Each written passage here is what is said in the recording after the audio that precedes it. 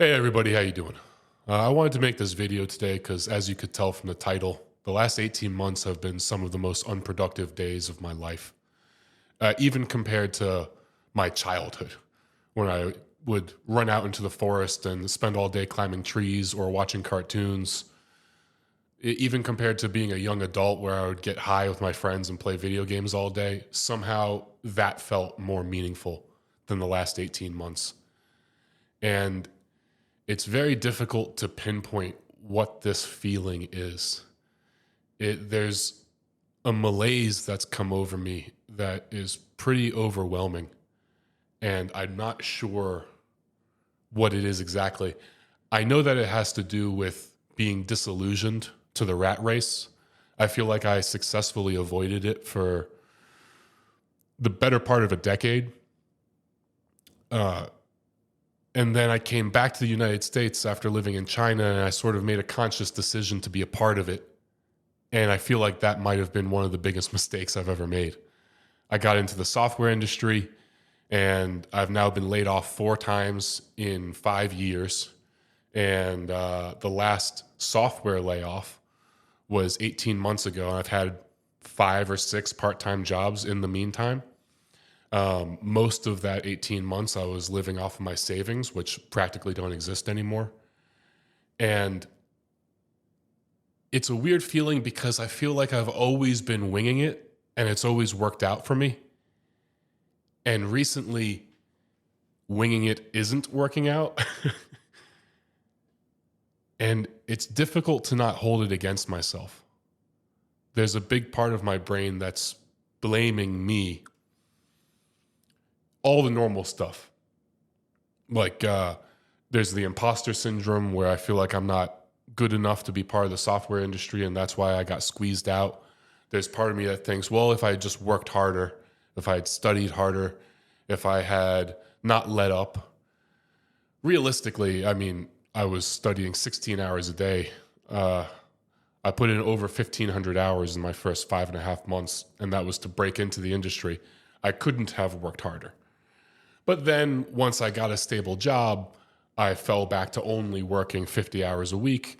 And frankly, I'm sort of just a B average student. And in an industry where there's hundreds of thousands of unemployed engineers, I suppose being a B average student isn't good enough. I recently failed, not recently, it was like 6 months ago. I failed an interview for Apple, and I got, I want to say like an 88% on the first test they sent me. And needless to say, a B plus isn't good enough to work at Apple. So I'm I'm I'm blaming myself, but I know that I don't deserve all of the blame. And there's something paralyzing about it. It's not necessarily depression, and it's not necessarily self-pity or blame, but it's more like it almost feels like I betrayed myself. When I was younger, I told myself that I would never play the rat race. I knew that the only way to win was to not get involved. And so I became obsessed with investment, and I became obsessed with finding niches that I could get into where I would make a ton of money for a very small amount of work, and I would live in very cheap places like China where I would have a fantastic quality of life. I was working like 90 hours or 90 minutes a week in China. I would have 6 months of paid vacation a year, yada, yada, yada. I could go on and on about the benefits. But deciding to be part of the rat race really feels like I betrayed myself. And now it's been 5 years since I've been back from China. It's been 18 months since I've had an engineering job. And I'm sort of starting over. And it's not something that I'm unfamiliar with, but I'm suddenly extremely aware of my age. I'm 33. About exactly halfway through my 33rd year. And I'm suddenly realizing that if I want family, if I want kids, if I want a wife who can stay home with the kids, I'm suddenly facing a financial dilemma that can't be solved in any reasonable terms. And Perhaps if I had some extremely high paying skill to fall back on, if I was like an electrician, I could just go do that. But my entire work history is the food service industry, education, and software. Software doesn't want me. Even when I offer to work for free as an unpaid intern, which is the most insulting, when I'll go through a 7-round interview with a company who's considering paying me 140 or 160 grand. And at the end of the interview, they admit to me, yeah, you didn't do anything wrong. We would hire you, but we only have 2 open positions and we got 300 applicants, and there's literally dozens of people who did better than you. So we can't justify hiring you. And then I respond to them, well, how about I work for you for free for the next 4 months or 6 months? And then maybe you just consider hiring me at the end of that. And they say no. It's like, you were just considering paying me 140 grand and you won't take my work for free now? Software industry doesn't want me. Even a good teaching job in America, you've instantly entered poverty. A good teaching job is like 50 grand a year. That's instantly hand to mouth. Living as a single healthy man who lives cheaply, I eat a lot of canned food, my diet is mostly milk and eggs, I would immediately be in poverty just living alone as a teacher in America. Not to mention that teachers get treated like shit. So that's not an option. And in the food service industry,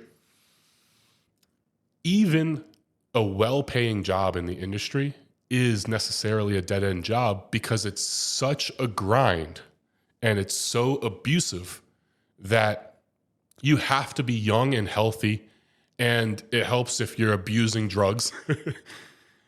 So much of the industry is. But I'm 33 and I have a severe back injury. I can't do 14-hour days in the restaurant anymore like I used to be able to. I actually, right after I got laid off, I went back into the industry because that's my safety net, the food service industry. And my back simply wasn't recovering between shifts. And I knew that if I continued doing this, I'd end up in a wheelchair.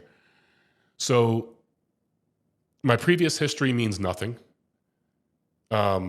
Investment only matters insofar as you can contribute. And if you have no income, you can't contribute to your investments.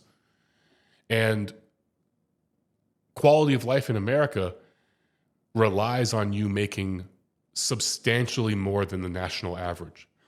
I apologize, I'm sick right now. The national average is like 50 grand. You need to make double that to get the benefits of living in America. And if you want a family and you don't want your wife to work, triple that would be the bare minimum. 150 grand a year to have a stay-at-home wife and to have kids and to be scraping by in the middle class. And when you start comparing, you just do the math and you start assembling lists of how to make 150 grand while having an injury that prevents you from working labor jobs, without having a technical degree, and without having an entrepreneurial path. I don't own a business or anything, and I don't have any plans on buying or starting a business anytime soon. There really aren't a lot of paths forward. And the irony about investing is that it radically changed my life, but because I've never had any life-changing investments, you know, I'll have like a 3X or a 5X or a 7X every now and then, but I don't have any Dogecoin like 100X. I don't have any Bitcoin 1000X or Nvidia 10,000X. Those are the types of investments that move you from the middle class to the upper class, or move you from the middle class to retirement, early retirement. And the irony is I am extremely financially comfortable by the standards of a single man. I could sell everything I own right now and I could go live on a beach in Thailand for the next 20 years and never work another day and just drink myself to death. And there's part of me that wants to do that, but I want to have a family. So that feels like it's not an option. I mean, let's be real. It's not an option. If I want to bring children into this life and I want a functional, healthy household, I can't just go be a bum on the beach of Thailand. As much as I want to, that would be fucking awesome. Let's be real. And so I'm 33 and I'm somehow doing better than all of my peers, and it still feels like I'm failing. And it's such a frustrating feeling. And like I said, I've been winging it for the last 20 years. I mean, since the beginning of high school, I just decided I'm just going to roll with the punches and I'm just going to wing it. I'm just going to figure it out as I go because I see all these people around me who are playing the official game. They're walking on the official path, and 99% of them are getting rammed up the ass. So I don't want to take that path. And so instead of taking that path, I'm going to build my own path. I'm going to forge my own way. And the software industry is sort of where that dream went to die. With the time that I put into software, I could have mastered other skills.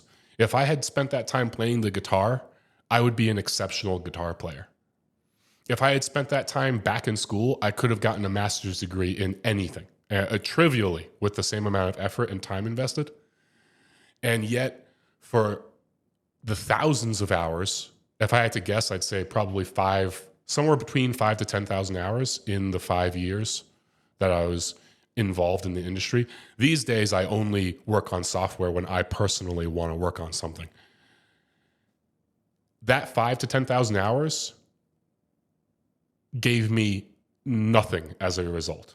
I have software as a personal skill, but not at such a level where I can make things that are truly impressive. I can make things that are functional.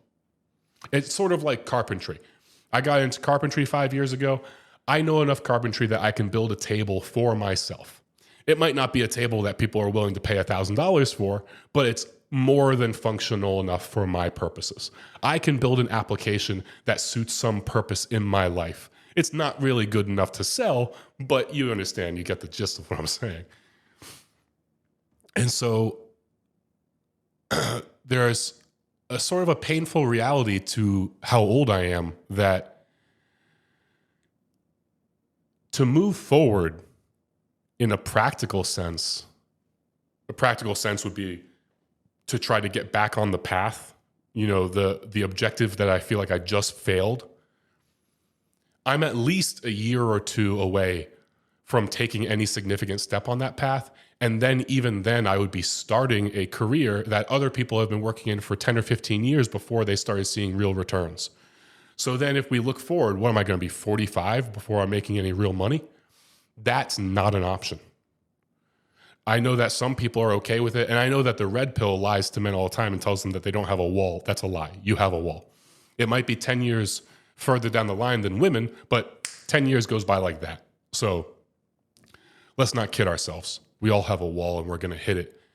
And so if I'm going to have kids, it needs to be within the next 5 years. I think I can stomach being 38 or maybe at the very latest 40 when I have my first kid, because I'm thinking forward. I'm thinking, sorry. I'm thinking I'm going to be 70 when the kid's 30. More importantly, I'm going to be 50 when the kid's 10 years old. How the fuck is 50-year-old me going to keep up with a 10-year-old? 33-year-old me would struggle to do it. I go and hang out with my brother and his kids, and it's maximum exertion just to keep up with them for like 3 days. At the end of the 3 days, I'm exhausted. And to get a little bit more selfish and a little bit more grounded, because children are such an ephemeral idea and nobody feels like they're ready, and everybody sort of rises to the occasion. 99% of kids throughout human history were not planned. This concept of planning children and being ready for children is a completely modern fabrication. Something much more grounded. I've had the dream of building my own home since I was a child. When I was a tiny, tiny child, I used to bring blueprints to my parents. I would take pieces of paper and I would sketch out designs for houses. And I wanted to always live in a castle, obviously, because I was a kid. And I would bring these to my parents. And I'm like, I'm going to build this shit. And that's actually the primary reason I came back from China, because I had all this money from extremely successful investing. I grew my portfolio about 1,400% in those 4 years in China. So I came back from China. I was going to buy a big plot of land and start building a house. And then COVID hit and the price of land spiked 10x, and it became a thing where you could buy beautiful land for $500 an acre before COVID. And when I say beautiful, I mean it has a view, it has running water, it has road frontage, it borders national or state parks, for the purpose of your neighbors not being developed, for $500 an acre. Today, you're lucky to find something for $5,000 an acre that has none of those benefits. You're just lucky if you're not downwind from a pig farm. The market is fucked. So the abandonment of that dream is something I still haven't accepted. I haven't accepted psychologically that I'm probably not going to get to build my own house, because land still exists, but it's land that I don't want to live on. I could still build a house, but it's going to cost 5 or 10 times more than it should have costed. And I'm going to have to accept a lower quality of life. And I'm not sure if realizing the dream is worth it, if the result of the dream is not something that I want. Does that make sense? And so this all comes back to age as well. When I was 23, I left for China. And at 23, I felt like I had all the time in the world. And the notion of building a house, it's always been sort of a 24-month plan. And I think it still is now. Even at this age, if all the stars aligned financially and the opportunity for the land, everything aligned, I think I could buy a property today and I could have a home that's livable that I built myself within 24 months. However, I'm now at the age where every year that goes by, that goal is radically more difficult to achieve because I'm not as young and energetic as I once was. And the opportunity cost of putting everything else in my life on hold for 2 years while I build a house, the opportunity cost spirals out of control. This is something that I've always said about streamers that people don't realize. And I use Asmongold. He's the perfect example because so many people covet his life. And when people covet Asmongold's life and they think, man, wouldn't it be awesome to make $1 million a month playing video games? Obviously, objectively, yes, that would be awesome. But you have to appreciate the opportunity cost that he paid. And it was not a marginal cost. It was not a side hustle. His opportunity cost over the last 15 years or however long has been streaming has been comprehensive, at the complete and utter sacrifice of effectively all other opportunities he streamed. And even then, he's part of the 1% of 1% who were successful. The other 99% of people who also sacrificed everything, who streamed just as long, did not become successful. So it's really dangerous to covet people's lives like that without appreciating the opportunity cost. And opportunity cost increases exponentially as you get older because we're less capable. And so for the same reason that Asmongold isn't going to stop streaming and suddenly become a doctor or a lawyer, because the opportunity cost would be preposterous. There's no outcome where him as a lawyer outperforms him as a streamer. And just the time it would take for him to become a lawyer would ruin his streaming career. And now at 33, I'm in a place where I have to make a decision of what sacrifices I need to make because my door is closing, my window of opportunity. I know that a lot of guys listening to this who are maybe not in such good positions, when I say, oh yeah, I have the money to go live on a beach in Thailand for the next 20 years, they might think, oh my God, that's awesome. Why would you not do that? I know that it sounds awesome. And the passport bro thing has been hyped up so much, but I did the passport bro thing for many, many years. And it is a dead end. My obsession with investing and my extremely successful investing is the only reason that I didn't get trapped in that scenario. Effectively, 100% of passport bros get trapped in the scenario they're in because it goes back to opportunity cost.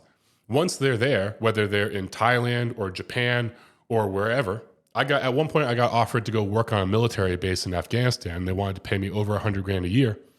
I said no, because fuck that. But once you get into a situation where you're living great and you're making great money relative to your cost of living, first of all, time flies. Secondly, the prospect of going back home and starting from zero is devastating. And it's effective. It's almost never worth it. Now, a lot of men do because they feel obligated. They feel obligated to come back home and be closer to their families, or they want to start a family with a woman from their own culture, whatever the reason is. The reality is it doesn't work out for almost any of them. The life that they were living overseas is almost always going to trump the life that they end up in here in the United States or in Europe, wherever they came from. And so, again, it's easy to glorify the passport bro thing, but it is a trap. And it's okay to walk into the trap knowing it's a trap like I did, and walking into it with some extremely clearly defined financial goals. And those goals were a ladder that I lowered down into the hole, and then I climbed into the hole knowing that I have a ladder to get back out. A lot of other guys, most other guys just jumped in, and then once they were in, they looked around like, oh fuck, how do I get out of this hole? And they're never going to. So I don't know what I'm doing right now. And if you had asked me at any point in the last 15 years, I would have said the exact same thing, but this is the only time it's ever bothered me. This is the only time in my life where that answer bothers me, and it bothers me a lot because I do feel like I've run out of time. I feel like this is my last chance to put the pieces together that are necessary to set me up to have the type of life that I suppose I wanted at some deep level. Even when I was a passport bro fucking around Asia, at some deep level, I always wanted a family and children, and I wanted to have a nice house in a rural part of the country, and I wanted to spend my days chopping wood and hunting and fishing and spending time with my children, and, you know, sort of a soft retirement.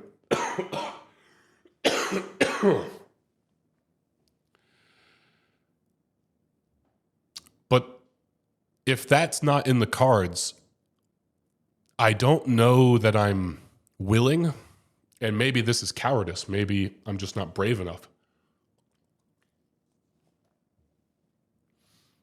Maybe I'm not brave enough to YOLO into a family like our parents did. Effectively, all of our parents just YOLO'd into a family. Most of them got married when they were in their early 20s. By their late 20s, they had one or multiple kids. And they just fucking figured it out. Now, they also had some of the strongest currency that America's ever seen. They had some of the lowest cost of living that America's ever seen. They had some of the highest wages relative to cost of living that America's ever seen. They had the most outrageous economic boom. Basically, if you bought any stock in any company, you made out like a bandit.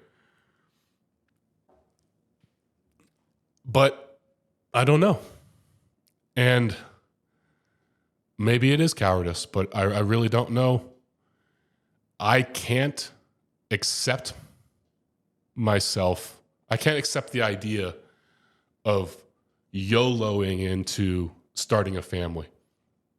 And it's funny, actually, I was having this conversation with my girlfriend a little while ago. We speak very openly about children and marriage and things like this. I hate the idea of marriage, but I appreciate that no valuable woman is going to give you children without a ring. It just is what it is. And the irony of having a ride or die woman is that if you jump into a snake pit, she'll jump in with you. And then it's your fucking fault that the two of you are stuck in a snake pit. It's not her fault. It's your fault. And I was explaining to her, I was like, I recognize that you're ride or die, and I like that quality, but I don't want to expect you to be ride or die from day one. It's like, right? The moment she says, I do, it's like, okay, instantly riding the struggle bus. And maybe we'll only ride the struggle bus for the next 10 or 15 years like our parents did. Maybe we'll ride it forever. YOLO. I don't know, man. I don't have that. I don't think I have that in me. And so I've really lost, it's not that I've lost direction because I felt like I never had direction. It's more like I've always had an embarrassment of riches in the sense of opportunities. I've always had more opportunities than I have free time. And it always felt like my opportunities were so good that there was no bad decision. And that has been the case up till now. Everything I've touched has turned to gold. It wasn't until I decided to get into the software industry that was the first real mistake of my adult life. And so I think I'm just sort of struggling to cope with the feeling that now I have all these opportunities like I always have, but now I'm no longer so optimistic about them. I feel like I have, instead of a multitude of exceptional options, I feel like I have a multitude of mediocre options. And I know that that's sort of complaining from a position of privilege, but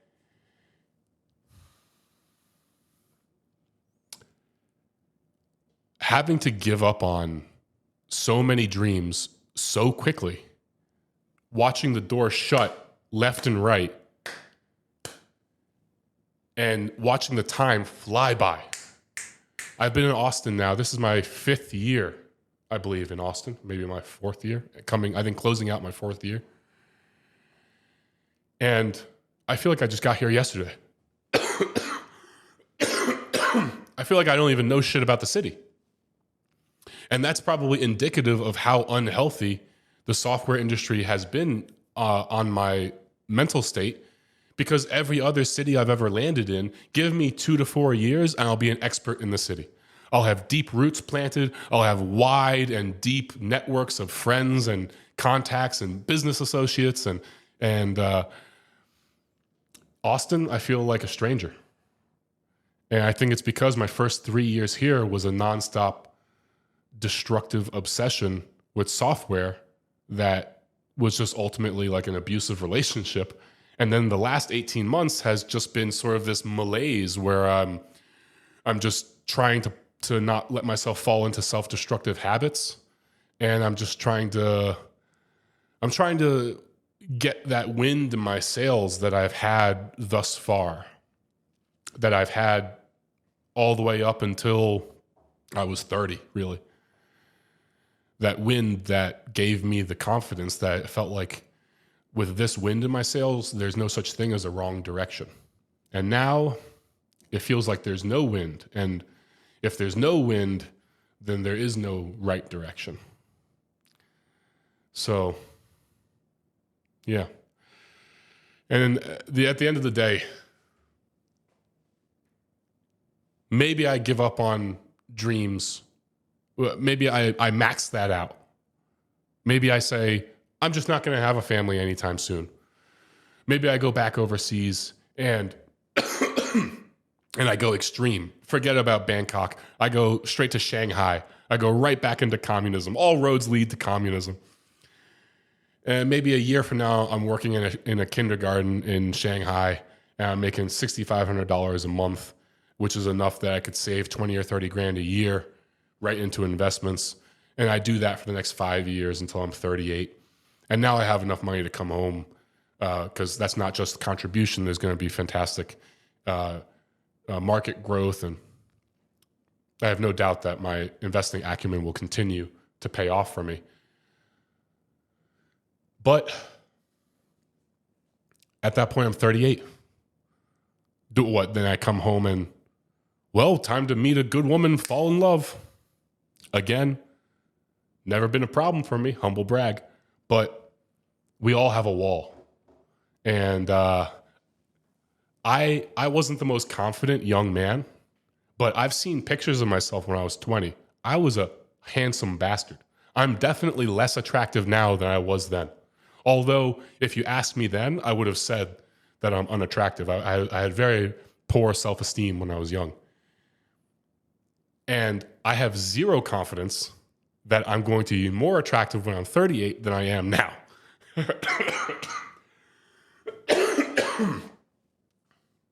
So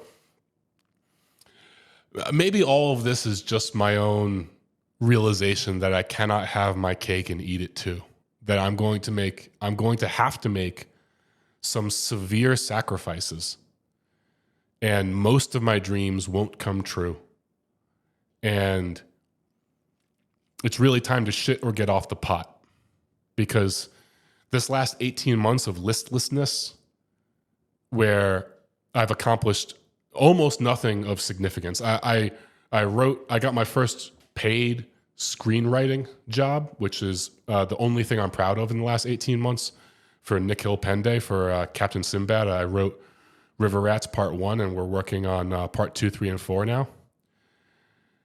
But that's not a justification for 18 months. It's not at all. So this inaction, stagnation, is unforgivable. Making a bad decision is probably better than making no decision at all, because I'm not getting any younger. Anyway, that's enough yapping for today. Let me know in the comments section if any of y'all have been wasting time, if you wasted time in the wrong industry, or if COVID totally fucked up your dreams. Let me know. Subscribe. Bye-bye.